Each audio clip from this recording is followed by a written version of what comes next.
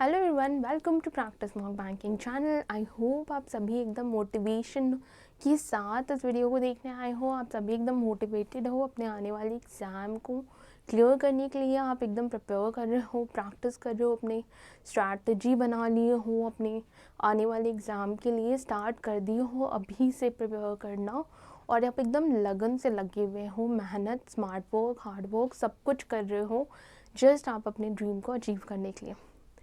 तो चलिए आज इस वीडियो को हम स्टार्ट करते हैं। इस वीडियो में जो हम डिस्कस करने वाले हैं वो है logical reasoning strategy for all banking examination. जो भी 2024 में बैंकिंग एग्जामिनेशन होने वाला है उन सारे बैंकिंग एग्जामिनेशन को कवर करेगा ये स्ट्रैटेजी वीडियो।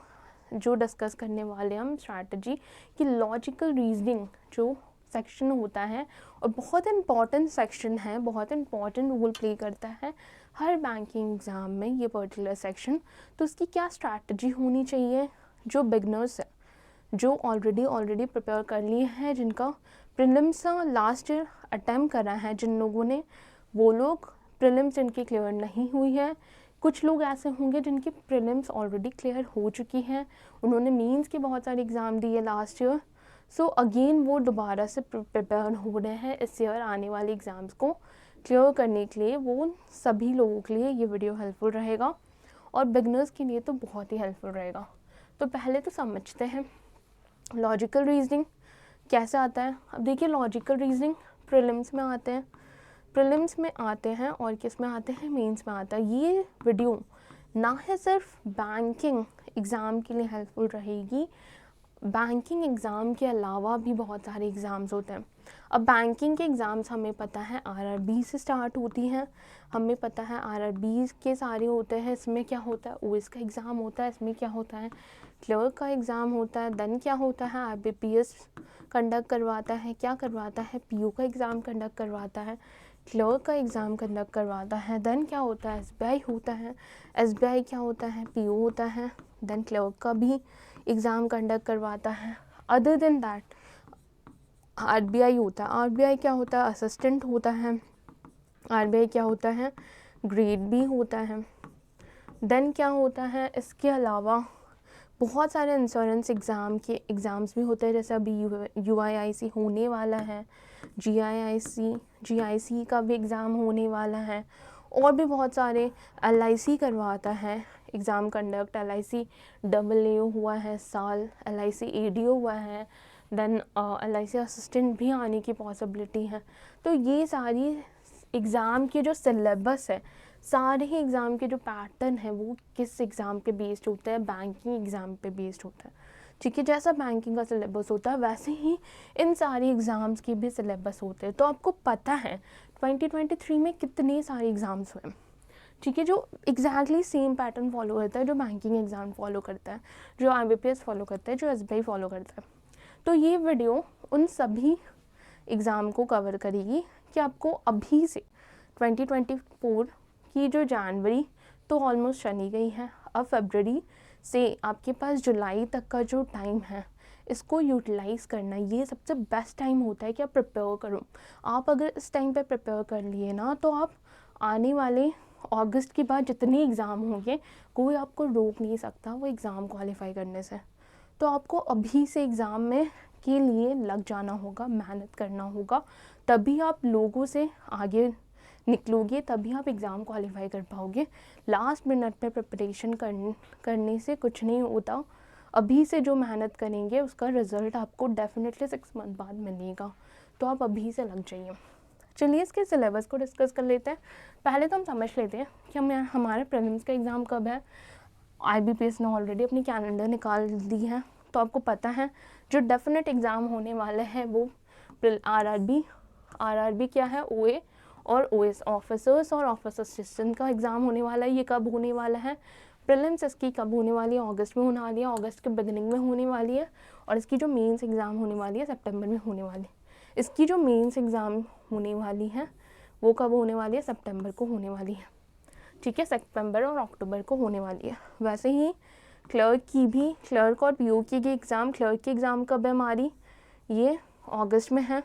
देन पीओ की एग्ज़ाम कब है, और अक्टूबर में है, और इसकी एसओ की एग्ज़ाम कब है, नवंबर में है, ठीक है। और प्रीलिम्स की है और मेंस के एग्ज़ाम अक्टूबर में है क्लर्क की, नवंबर में है पीओ की, और दिसंबर में है एसओ की। तो इस टाइम पे स्पेशली अगस्त के बाद आपके पास बिल्कुल भी टाइम नहीं होगा कि आप अपने बेसिक को कवर करो। सो आपके पास अभी इस मोमेंट पे अच्छी अपॉर्चुनिटी है कि आप अभी से बेसिक के को क्लियर करो। अगर देखिए, अगर बिगनिंग एकदम बिगनर हो तो देखिए, बिगनर को क्या करना है, जिसने आज तक कोई एग्ज़ाम नहीं दिया, जिनको कोई आइडिया नहीं कि क्या सिलेबस है क्या नहीं है, जिनको कुछ भी नहीं पता है, जो जस्ट आज अभी से स्टार्ट कर रहे हैं, सोच रहे हैं कि इससे मुझे अपेयर होना है, तो देखिए आपको क्या कवर करना है। आपको सबसे पहले जो सिलेबस है लॉजिकल रीजनिंग का, इसको कवर करना है। आप एक चीज़ समझ लीजिए, जो प्रीलिम्स का एग्ज़ाम होता है उसमें जो लॉजिकल रीजनिंग सब्जेक्ट है, जो लॉजिकल रीजनिंग की सेक्शन होती है, वो कितने मार्क्स की होती है, 35 मार्क्स की होती है, ठीक है। आपके पास मोस्टली सारे एग्ज़ाम में 20 मिनट्स होते हैं।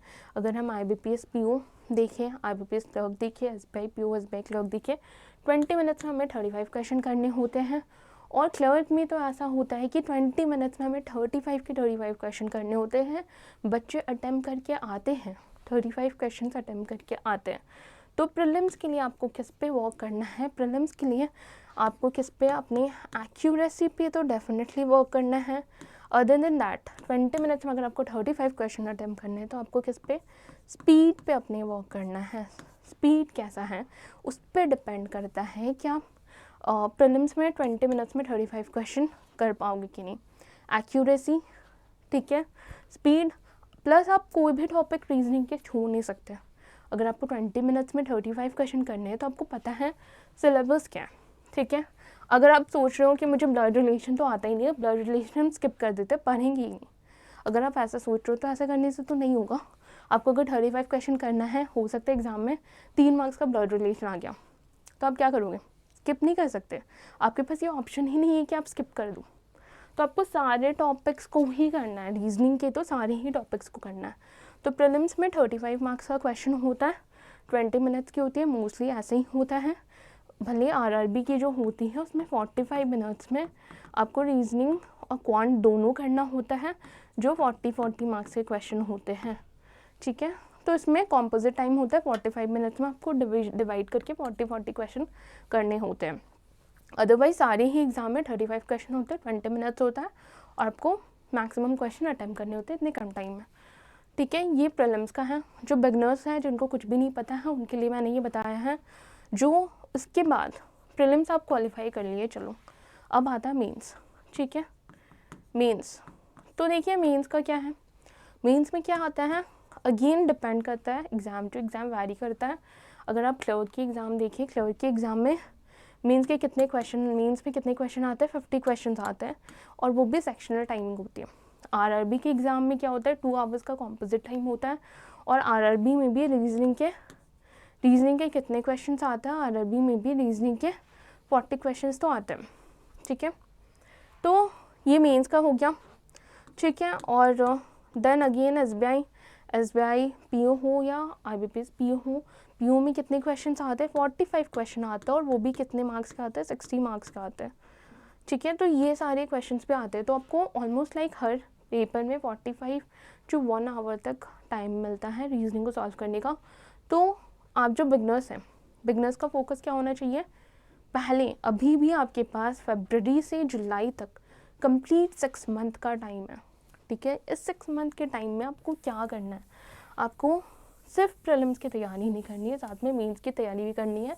बट जो एकदम बिगनर्स हैं उनके लिए मैं बता रही हूँ, आपको ये कंप्लीट सिलेबस, रीजनिंग का ये जो कंप्लीट सिलेबस है, इसको कवर करना है। अब देखिए, अगर ध्यान से देखिए, प्रीलिम्स में मैंने क्या बोला, 45 क्वेश्चंस, प्रीलिम्स में मैंने क्या बोला, 35 क्वेश्चंस आते हैं, मोस्टली सारे एग्जाम में 35 to 40 क्वेश्चंस आते हैं। अगर हम 35 क्वेश्चंस को लें तो इसमें क्या है, पजल और सिटिंग अरेंजमेंट से एटलीस्ट 20 क्वेश्चन, PO के एग्ज़ाम में 20 क्वेश्चन, 20 to 23 to 25 इतने क्वेश्चन पजल और सिटिंग अरेंजमेंट, ये जो टॉपिक है इससे आ जाता है, ठीक है, आपको पता है ये अच्छे से। और बाकी के जो बचे हुए हैं, कितने बचे हुए इधर 12, 15, 12 या फिर 10 क्वेश्चन जो बचे हुए वो किससे आते हैं, मिसलिनियस के टॉपिक से आते हैं। ठीक है, तो आपको ये 20 to 25 जो क्वेश्चन पजल से आते हैं, सेटिंग अरेंजमेंट से आते हैं, इन पर्टिकुलर टॉपिक से आते हैं, इसके बाहर नहीं आते।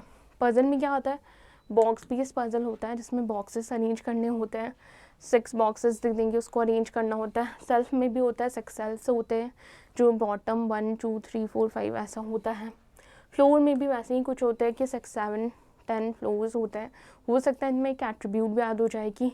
सोचो सर्टन 8 फ्लोर्स है, ठीक है, 8 फ्लोर्स है ऐसे, ठीक है, 8 फ्लोर्स है, इसमें 8 पर्सन रहते हैं, सोच लो PQRSTUV और W रहते हैं। और इसमें भी क्या है, जो P है ये क्या रेड कलर लाइक करता है, Q है पिंक कलर लाइक करता है। तो इस तरह के क्वेश्चन भी आते हैं, ठीक है, PU में देखने को मिल जाएंगे। हो सकता है क्लर्क में एट्रीब्यूट वाले क्वेश्चन आए, बट PU में आते हैं ऐसे क्वेश्चंस, राइट। तो ये हो गया आपका फ्लोर बेस्ड। स्केड्यूल के क्वेश्चन होता है जिसमें क्या होता है, स्केड्यूल के क्वेश्चंस होते हैं जिसमें क्या होता है, स्केड्यूल में क्या होता है, मंथ होता है, जनवरी फरवरी मार्च अप्रैल, ठीक है। देन क्या होता है, डे होता है, डे क्या होता है, मंडे टू संडे का होता है। देन क्या होता है, डेट रहता है, डेट दिए हुए रहते हैं, डिफरेंट डेट्स होते हैं, जैसे 7 8 और 10 डिफरेंट मंथ्स की डेट और मंथ कॉम्बाइन होता है। देन अगेन ऐसा भी डेट होता है कि ईयर वाइज होता है कि 1 जनवरी डिफरेंट ईयर है, 1987 1996, तो उसका रेफरेंस ईयर लेके इस टाइप के क्वेश्चन बनाने होते हैं, ये स्केड्यूल में आता है।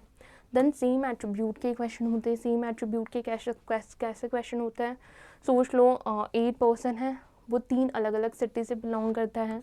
सिटी अलग अलग होती है, जैसे कि चेन्नई से एक जन, 3 लोग चेन्नई से हैं। देन 4 लोग क्या हैं, दिल्ली से हैं। देन क्या है, बाकी 2 लोग गोवा से हैं। तो इस टाइप के क्वेश्चंस होते हैं, वो आपका सेम एट्रीब्यूट में आता है। देन आता है डेजिग्नेशन, अलग अलग एक ऑर्गेनाइजेशन है जिसमें अलग अलग डेजिग्नेशन दिया होता है, उसके क्वेश्चंस होते हैं।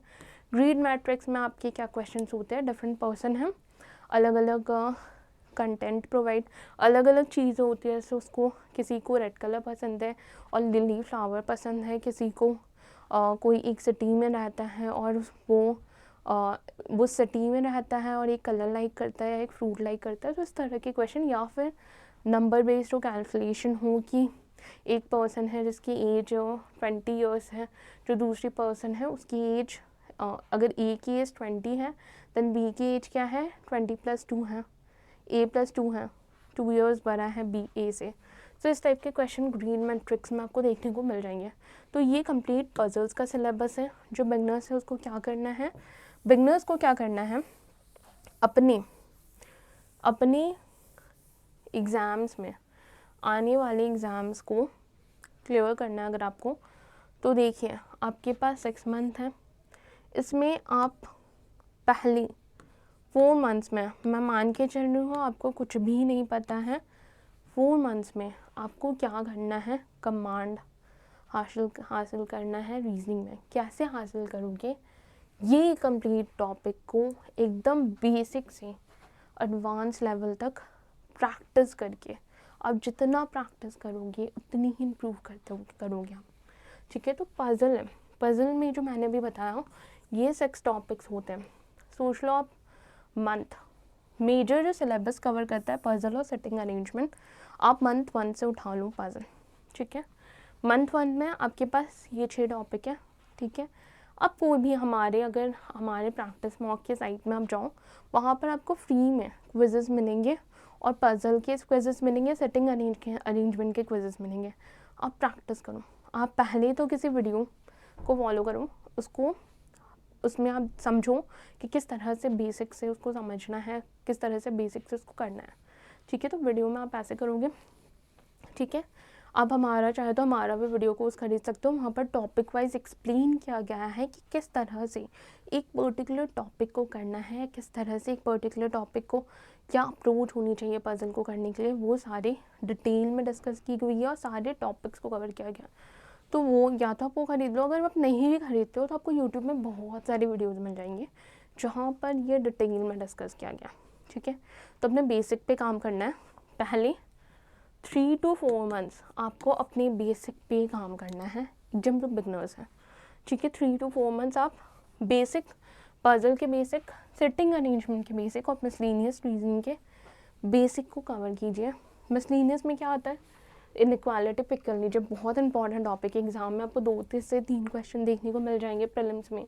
सिलोगिज्म के भी 2 से 3 क्वेश्चन देखने को डेफिनेटली मिलेंगे। सो ये सारे जो मिसलेनियस के टॉपिक है, blood relation, ranking, direction sense, coding, decoding, input output, series, data sufficiency और क्रिटिकल रीजनिंग, ये सारे टॉपिक को आपको कवर करना है पहले 3-4 मंथ्स में। देखना है किस तरह के क्वेश्चन आए हैं प्रीवियस और मैक्स टू, और जितना आप प्रैक्टिस कर सकते हो उसको करना है, ठीक है। टॉपिक उठाइए यहाँ से, टॉपिक की वीडियो देखिए और उसको करिए, ठीक है। ये काम कीजिएगा पहले आप 3 to 4 मंथ्स। बचे हुए 2 मंथ्स में आपको क्या करना है, मॉक लगाना है। आप पहले 3 to 4 मंथ्स बिल्कुल मॉक मत लगाइए, आप प्रैक्टिस कीजिए, टॉपिक वाइज क्विजेस लगाइए, अगेन प्रैक्टिस कीजिए, समझिए, बेसिक को क्लियर कीजिए और फिर क्विजेस लगाइए, ठीक है। ये सारे पर्टिकुलर, ये सारे टॉपिक के वीडियो और क्विजेस समझिए और क्विज लगाइए। देन लास्ट के 2 मंथ्स प्रीवियस ईयर के पेपर्स मिल जाएंगे आपको मॉक। आप कोई भी पेपर उठाइए, क्लर्क से उठाइए, क्लर्क के मॉक लगाइए, बैक टू बैक मॉक लगाइए और एनालाइज कीजिए। सिर्फ मॉक नहीं लगाना है। अगर आपका मॉक में अगर आउट ऑफ 35 प्रीलिम्स में अगर आपको आउट ऑफ 35 स्टार्टिंग में 15 ही मिल रहा है या 20 ही स्कोर कर पा रहे हो, आपको अपने स्पीड पे काम करना है। आप 20 नहीं स्कोर कर सकते, बट साथ में आपको एक्यूरेसी पे भी काम करना है। अगर आप 20 क्वेश्चन ही लगा रहे हो तो 20 क्वेश्चन ही करेक्ट होना चाहिए, ठीक है। जब आप जितना मॉक लगाओगे उतनी आपकी स्पीड इंप्रूव होती जाएगी, उतनी आप जल्दी क्वेश्चन सॉल्व कर पाओगे। तो डे 1 मॉक लगाएं, आपको कितना मिला, 20 मार्क्स मिला। डे 2 मॉक लगाया, आपको कितना मिला, 22 मार्क्स मिला। डे 3 मॉक लगाया, आपको कितना मिला, 25 मिला, ठीक है। डे 4 हो सकता है आपको कम मिल जाए, 21 अगेन मिल जाए। एनालाइज करना है कि कहाँ गलती हो रही है, फिर आप इम्प्रूव करोगे। ऐसे करते करते आप अगर 1 मंथ भी मॉक लगाते हो ना, आपको डिफरेंस दिखेगा। आप अगर डे 1 में 15 क्वेश्चन या 20 क्वेश्चन का ही आंसर कर पा रहे थे, तो डे 1 मंथ अगर 30 डेज में आप कंटिन्यू मॉक लगा रहे हो, ठीक है, तो आप आराम से 25 to 30, जो कि बहुत ही अच्छा अटैम्प्ट है, वो कर सकते हो, वो आप अचीव कर सकते हो। ये सिर्फ प्रैक्टिस से होगा। और आप अगर ग्राफ मेंटेन करना चाहते हो कि आपने डे 1 से स्टार्ट किया, सोचो आपने, लेकिन ये सब तभी स्टार्ट करना 4 मंथ का आप एकदम बेसिक कवर करना। बेसिक भी कैसे कवर करोगे, वीडियो देखोगे, पर्टिकुलर टॉपिक उठाएं, वीडियो देखें, वीडियो के बाद आप प्रैक्टिस किए, क्विज उठाएं, क्विज लगाएं, क्विज प्रैक्टिस किए, देन अगेन नहीं समझ में आया दोबारा वीडियो देखें, कहाँ पर फंसे हो उसको एनालाइज किए, अगेन क्विज लगाए, अगेन क्विज लगाए, अगेन क्विज लगाए, टॉपिक वाइज क्विजेस लगानी है। इस तरह से आपको करना है। 4 मंथ्स तो एकदम बेसिक पे काम करना है। मॉक दे रहे हो, अगर आप 4 मंथ्स में मॉक दे रहे हो, मार्क्स नहीं आ रहा, कोई बात नहीं, बेसिक पे काम कीजिए ताकि आप अगर एग्ज़ाम के टाइम पे आपको दिक्कत ना हो, ठीक है। अभी आपके पास अच्छा टाइम है, 4 मंथ्स का टाइम है, तो आप अगर जिस सेक्शन में वीक हो उस पर ध्यान दीजिए और काम कीजिए, बेसिक्स पे काम कीजिए। उसका जो इफ़ेक्ट है, उसका जो रिज़ल्ट है, वो आपको डेफिनेटली 4 मंथ्स बाद दिखेगा जब मॉक लगाओगे। फिर फर्स्ट मंथ, 4 मंथ के बाद जो 5th मंथ होगा उसमें आपको क्या करना है, प्रैक्टिस करना है। कोई भी मॉक खरीदिए, मॉक खरीद के प्रैक्टिस कीजिए, प्रैक्टिस करिए। फिर प्रैक्टिस करने के बाद आपको इम्प्रूवमेंट दिखेगा 1 मंथ के अंदर। कैसे प्रैक्टिस कीजिएगा, डे 1 मॉक में आपने कितना स्कोर किया, डे 2 मॉक में आपने कितना स्कोर किया, इसका एक ग्राफ बनाइए। ग्राफ बनाइए कि आप इम्प्रूव कर रहे हो कि नहीं। अगर आप इम्प्रूव नहीं कर रहे हो, स्टैग्नेंट हो, अगर आपका मार्क्स इतना ही आ रहा है, मतलब कुछ भी इम्प्रूव नहीं हो रहा है, ठीक है, सिर्फ मॉक नहीं लगाना, मॉक को एनालाइज भी करना है। कहाँ पर आप चुक रहे हो, कहाँ पर आपकी मार्क्स कम हो रही है, कहाँ पर आपकी स्पीड कम हो रही है, उन पर ध्यान देना है, ठीक है। आपका ग्राफ ऐसे इम्प्रूव होगा जितना आप प्रैक्टिस करोगे। 4 मंथ के बाद मॉक पे ध्यान दीजिए, मॉक के मार्क्स पे ध्यान दीजिए। आप 4 मंथ के पहले भी मॉक दे सकते हो, कोई प्रॉब्लम नहीं है उसमें, बट उतना ध्यान नहीं देना है आपको। 4 मंथ के बाद मॉक पे काम करना है, एग्ज़ाम पे काम करना है, आने वाले एग्ज़ाम को टारगेट करना है, ठीक है। ये बिगनर्स के लिए था। अब देखिए, ऐसे एस्पिरेंट होंगे जो ऑलरेडी बहुत टाइम से प्रिपेयर कर रहे हैं या प्रीवियस ईयर प्रिपेयर किए हैं, ठीक है। देखिए बिगनर्स लोगों के लिए या जो ऑलरेडी लास्ट ईयर एग्ज़ाम दिए हैं, एटलीस्ट एक पेपर दिया, ऐसा कुछ नहीं है कि आपको 3-4 साल ही लगेगा तब भी आप फाइनल एग्ज़ाम क्वालिफाई कर सकते हो। कोई ऐसा कुछ नहीं है। हमने बहुत सारी सक्सेस स्टोरी देखी है जहाँ पर फर्स्ट अटैम्प्ट में लोगों ने करा है, एग्ज़ाम को क्लियर किया है। अगर फर्स्ट अटैम्प्ट में एग्ज़ाम को क्लियर किया है तो इसका मतलब है कि पॉसिबल है, इसका मतलब ये नहीं है कि इम्पॉसिबल है, ये डेफिनेटली पॉसिबल है, राइट।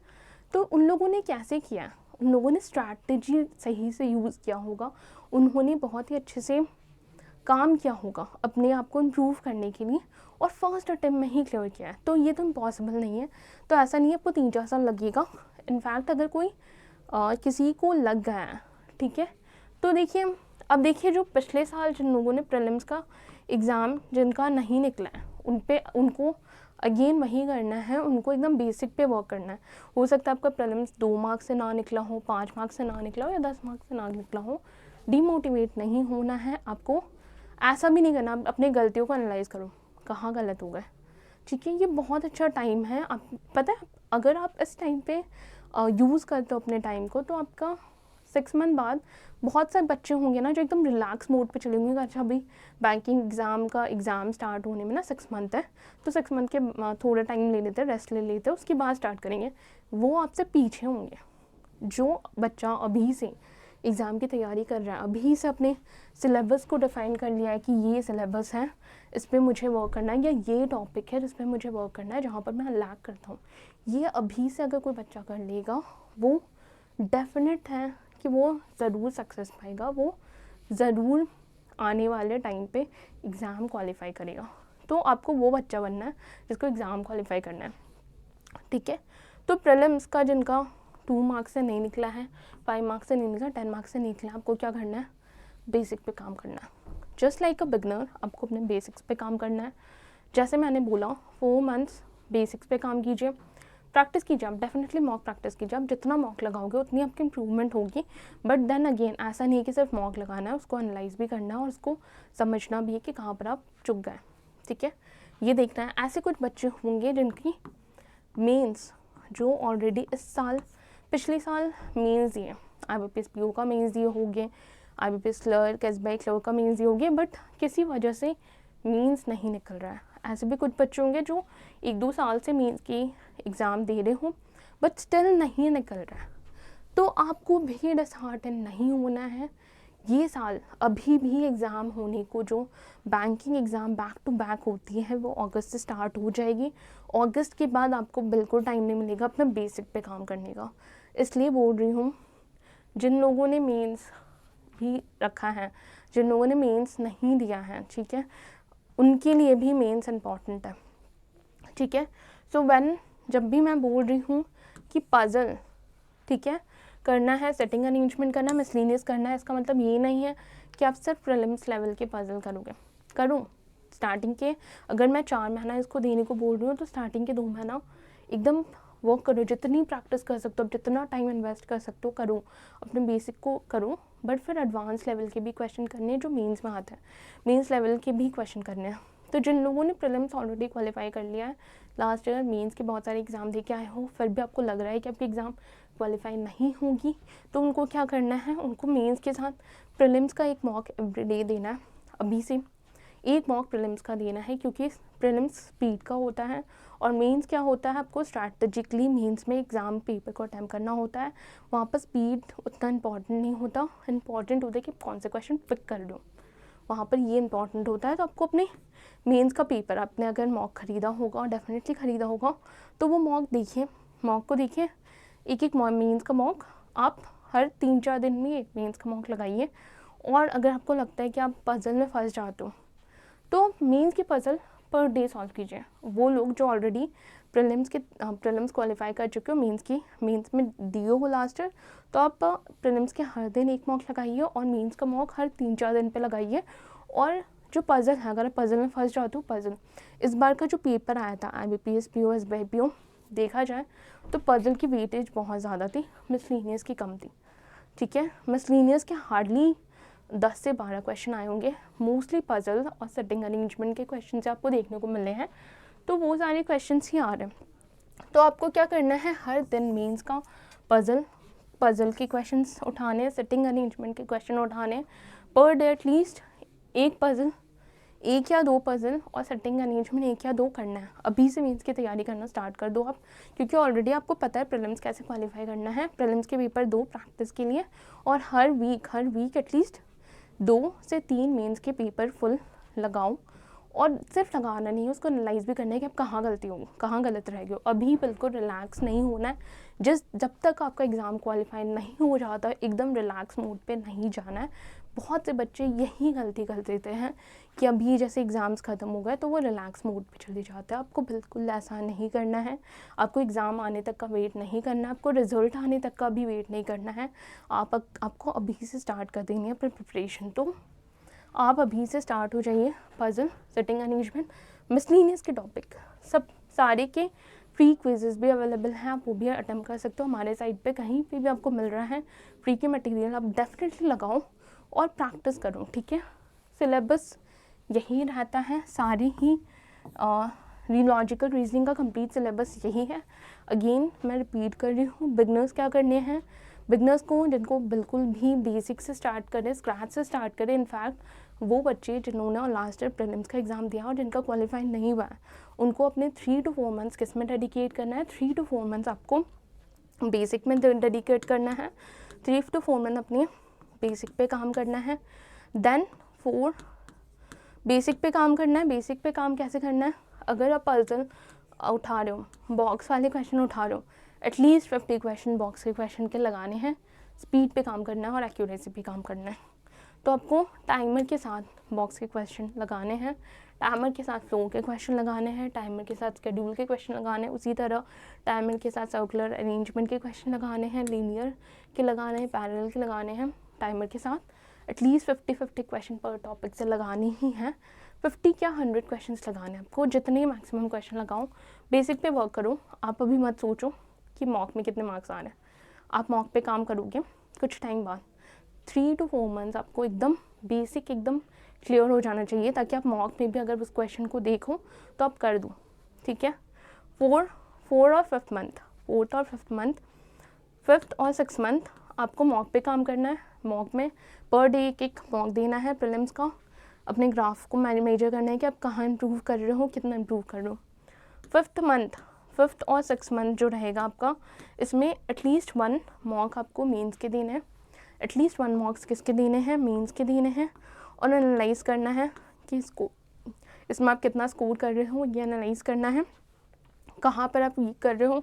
अगर आपकी पजल वीक हो रही है, पजल में फंस जा रहे हो, तो देखिए मेंस में अगेन मैं बोलूँ सिलेक्शन बहुत इंपॉर्टेंट होता है, क्वेश्चन सिलेक्शन। तो आप जब मॉक दोगे तभी आप समझ पाओगे कि आप किस तरह से सिलेक्टिवली क्वेश्चन को सिलेक्ट कर रहे हो। तो आपको 5th और 6th मंथ में मेंस के एक मॉक लगाने हैं पर वीक, ठीक है। ये आप करोगे तो डेफिनेट है कि 6th मंथ के बाद जो 7th मंथ होगा, अगस्त का मंथ होगा, उसमें RRB से जो एग्ज़ाम स्टार्ट होगी आप कंप्लीट कर लोगे। आप डेफिनेटली एग्ज़ाम ना ही प्रीलिम्स क्लियर करोगे बल्कि मेंस भी क्लियर करोगे, आप अगर अभी से मेहनत कर रहे हो तो, ठीक है। ये एकदम बिगनर्स के लिए है। जो नेक्स्ट वाले हैं, जिन लोगों का प्रीलिम्स निकला है इस साल और जो मेंस की तैयारी कर रहे हैं, ठीक है, प्रीलिम्स निकला है और मेंस की तैयारी कर रहे हैं, उनको क्या करना है, उनको कुछ नहीं करना। उनको प्रीलिम्स के एक मॉक देने हैं, एक प्रीलिम्स के मॉक देने हैं, ठीक है, पर डे। और क्या करना है, वीकली 2 से 3, अच्छा चलो 2, अभी पहले के कुछ दिनों में 2 मॉक देने हैं। किसके देने हैं, मेंस के देने हैं, ठीक है। क्योंकि आप मेंस क्वालिफाई नहीं कर पाए हो इस साल भले कुछ मार्क्स से, तो आपको 2 मॉक देने हैं। एनालाइज करना है हर दिन एटलीस्ट एक मेंस लेवल, एटलीस्ट एक नहीं, कम से कम 2 से 3 मेंस लेवल के क्या करने हैं, पजल और सेटिंग अरेंजमेंट सॉल्व करना है, ठीक है। पजल और सेटिंग सॉल्व करना है पर डे, ठीक है। तभी आप इम्प्रूव कर पाओगे, तभी आप रीजनिंग के स्कोर को इम्प्रूव कर पाओगे अपने फाइनल आते आते, ठीक है। एकदम रिलैक्स मोड पे नहीं जाना है कि अब प्रीलिम्स तो हो ही जाएगा, मेंस की तैयारी में अभी से लग जाना है, ठीक है। अपनी वीकनेस पे काम करना है और अभी से मॉक प्रैक्टिस करनी है, ठीक है। जो लोग ऑलरेडी प्रीलिम्स का एग्ज़ाम दे चुके हो, अब कुछ बच्चे ऐसे भी होंगे जो जॉब के साथ एग्ज़ाम्स दे रहे हो, ठीक है। जो लोग जॉब के साथ एग्ज़ाम्स दे रहे हो, आई नो डिफ़िकल्ट है आपके लिए, बट आप चाहे तो सैटरडे संडे का टाइम यूटिलाइज़ कर सकते हो, या फिर आप सुबह अर्ली उठ के 1 घंटा का प्रीलिम्स हर दिन दे सकते हो, ठीक है। हर दिन 1 घंटा का प्रीलिम्स दीजिए और सैटरडे संडे को में एटलीस्ट एक मेंस का मॉक अभी से देना स्टार्ट कर दीजिए। जितना आप प्रैक्टिस करोगे, जहाँ पर आप फंस रहे हो, वो सारी चीज़ों को, अपने जो ब्लॉकेज है उसको दूर करोगे, उतनी आप इम्प्रूव करते जाओगे। तो अगर आप इतना कर लिए तो आप डेफिनेटली इस ईयर एग्ज़ाम तो डेफिनेटली क्वालिफाई कर पाओगे। सो आई होप आपको ये सेशन हेल्पफुल रहा होगा, आप बिल्कुल मोटिवेटेड फील कर रहे होगे और एग्ज़ाम देने के लिए, आने वाले एग्ज़ाम को प्रिपेयर करने के लिए। ये कंप्लीट सिलेबस है रीजनिंग की, ये मिसलेनियस की सिलेबस है, सिटिंग के सिलेबस है, पजल की सिलेबस है। इन सारे टॉपिक्स को आपको कवर करना है मेंस एग्ज़ाम आते आते, ठीक है। तो आई होप क्लियर है। चलिए, all the very best for your coming exam, ठीक है। एकदम मोटिवेटेड रहिए, आप डेफिनेटली कर सकते हो अगर आप आज से अभी से तैयारी करना स्टार्ट कर दी हो तो। बिल्कुल डिमोटिवेटेड ना हुए, पास्ट में जो हो गया है उस पर ध्यान ना दें। अपने आने वाले फ्यूचर आपको आपके प्रेजेंट पे डिपेंड करता है। आज आप जो स्टेप लोगे आने वाले फ्यूचर के लिए, वो आपको फ्यूचर में हेल्प करेगा। तो चलिए, all the very best for your coming exam and keep practising. Thank you.